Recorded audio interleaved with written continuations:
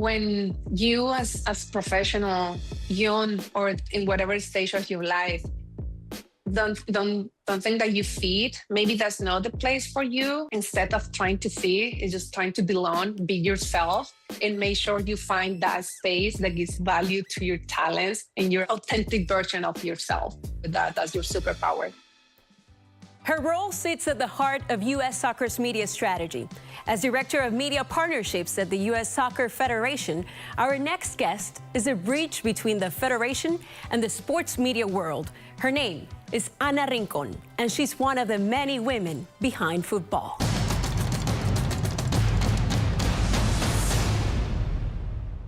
In the Women Behind Football, we're introducing you to the women with the coolest jobs helping shape the 2026 FIFA World Cup. But we don't want to just do a standard interview. We want to treat this as a soccer game. Welcome to the kickoff, where we start with rapid-fire questions to get things going. Ana, welcome to the show, and thank you so much for being here with us today. Thank you, Alejandra. I'm excited, happy to be here and partake in this game. How would you describe who you are without any mention of your job? I'm a proud Latina. I'm a daughter. I'm a friend. I'm a Colombian. I'm a human that makes mistakes, but I'm also a brave person that is looking to open and show more opportunities for women and Latinos in the United States. Anna, your passion and love for soccer started at an early stage or age growing up in Colombia. Tell us about your first soccer memory watching the 1994 World Cup and how it shaped your journey and your career. Yes, I remember it was the World Cup in 1994, and I was like doing my homework, and I was trying to take a peek of what was happening on the TV. Because the game, it seemed to me like a dance on the field, how the game was beautiful, and I understood what it was called the beautiful game. And you've been open about struggling with self-doubt early in your career, especially not having a background as an athlete. What helped you overcome that mindset? I think it's like understanding that failures are part of the growth. I understood that I have the power in my hands to do anything that I was setting my mind for. Okay, Ana, now it's time to get to know you a little bit better. You grew up in Colombia, as you mentioned. You then moved to the U.S., and your first job was not in sports, it was in bartending. What did that first job teach you? Well, I have so many learnings from the bartending experience. But first, I need to tell you that when I got here, before I get in my driver's license, I have my bartender license because I say, if I'm going to work on this, I'm going to do it right. And people tell me, you're going to be a great bartender because you are good with relationships. For me, bartending, it was more than a job. It was like a launch pad for the career that I was going to get later. And it surely helped you with your English because you didn't speak much English when you moved here, but eventually you were accepted into NYU in the sports business program. What was that transition like? Well, Alejandra, I think like you being Colombian and an immigrant yourself, you might understand like the struggle sometimes and the brain power that requires to being bilingual. And when I came to the US the first time, I thought I spoke English well enough, but then I struggled communicating. So I set myself a goal. It's about resilience, determination, and purpose. So when did you realize soccer was a career opportunity for you? Well, I think it was May 2015. That was my first Major League Soccer match. It was the first Hudson Derby, New York Red Bulls versus NYCFC. When I saw the environment at that stadium, when I saw the supporters, I told myself, your career is going to be here. And then that's the year that I got all my application for NYU, and I started going to grad school the year after. And then my breakthrough was in Copa America when I had the opportunity to work with the media operations of Copa America at the MetLife Stadium. And I brought all my cases from Copa America to my classes. So for me, experiencing soccer, being at the stadiums, opened my eyes to understand there was an opportunity to work with the game that I love. Okay, now it's time for halftime, where we take a little break and tell you about the World Cup by the numbers. World Cup by the numbers. The FIFA World Cup is more than a tournament. It's the world's biggest gathering. But which edition drew most total fans? United States 1994. Still the record holder, the 1994 World Cup in the US drew 3.59 million spectators, averaging nearly 69,000 per match. Massive venues like the Rose Bowl turned soccer into a full-blown American spectacle. Brazil 2014. With 3.43 million fans across 12 cities, Brazil 2014 captured the passion of a nation that lives for the game. Qatar 2022. The most compact World Cup ever, still managed to welcome over 3.4 million spectators. Fans could attend multiple matches in one day, a first in tournament history. Other honorable mentions include Germany 2006. Known as the Summer Fairy Tale, the 2006 World Cup brought 3.36 million fans together in celebration. And South Africa 2010.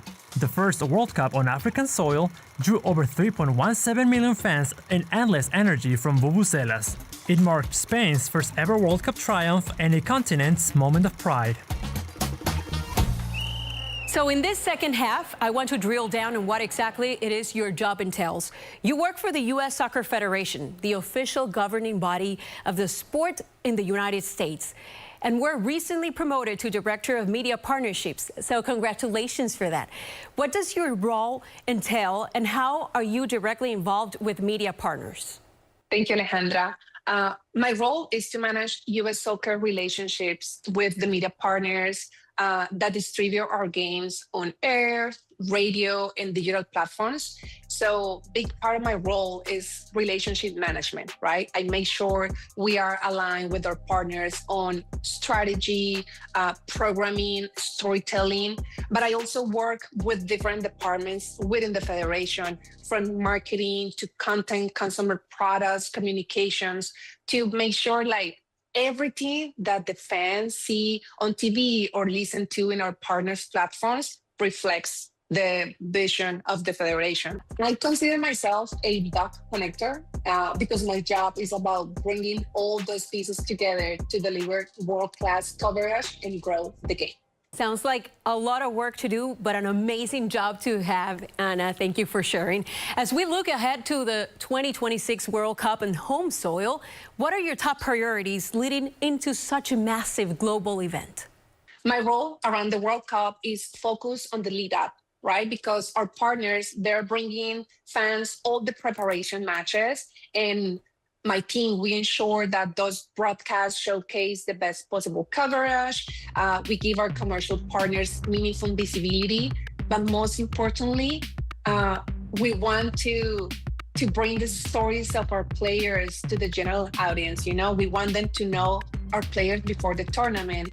So the hope is that with the 2026 World Cup, we can create opportunities to bring more resources to the soccer community.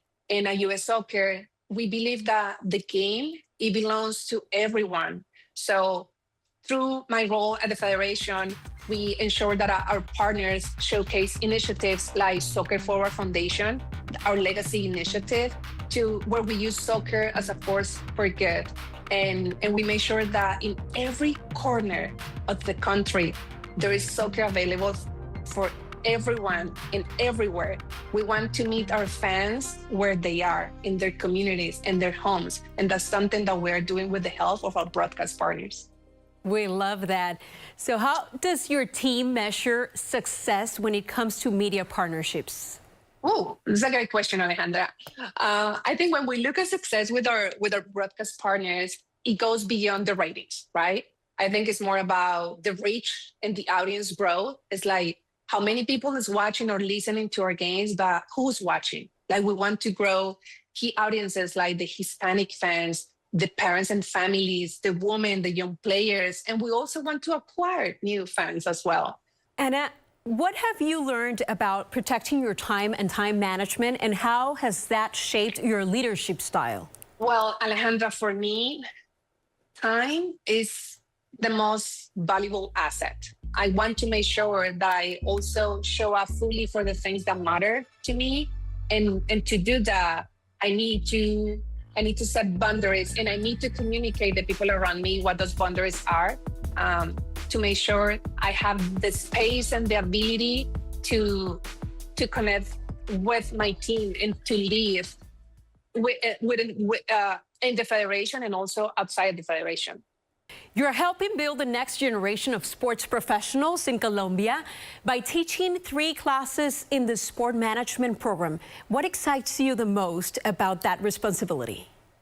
Alejandra, for me, the most important with this role that I have as an educator is to give back to my country and to the place where my journey began. I think recently someone asked me, like, why do you teach in Colombia and not here? And I think the answer was pretty clear. You know, there's so many other talented professionals here in the US with more experience than me, and they're shaping the field here. But in Colombia, I have this unique opportunity that I can, bring international experience, multicultural perspective with the local knowledge. What advice do you give young professionals who feel like they don't fit the traditional mold for working in sports? Well, I think like when you as professional, young or in whatever stage of your life, don't think that you fit, maybe that's not the place for you. So I think like instead of trying to fit, it's just trying to belong, be yourself, and make sure you find that space that gives value to your talents and your authentic, that authentic version of yourself. That's probably one of the best and the most beautiful answers I've ever heard. So thank you for sharing that. Before we let you go, we want to do some overtime questions. Which woman in your life has given you the biggest assist? Well, I'm gonna say Tina Salvaggio, sports anchor. I met her once at NYU, and I was so, I'm not going to say ashamed, but a bit scared of talking because of my accent. And this woman with that presence, so powerful, she just told me, like, you have something that I don't. You're bilingual, so go with that. That's your superpower. Always be you and be authentic. That's our superpower. I love it. Ana, thank you so much for joining us today. We cannot wait to see your coverage of the 2026 World Cup. Thank you, Alejandra. I think this is a great space, and I appreciate that Telemundo and NBC are opening this space for more Latinas, for more women, to show that we can do everything that we set our mind for. Make sure to watch all the action on Telemundo, your Spanish language home of the World Cup.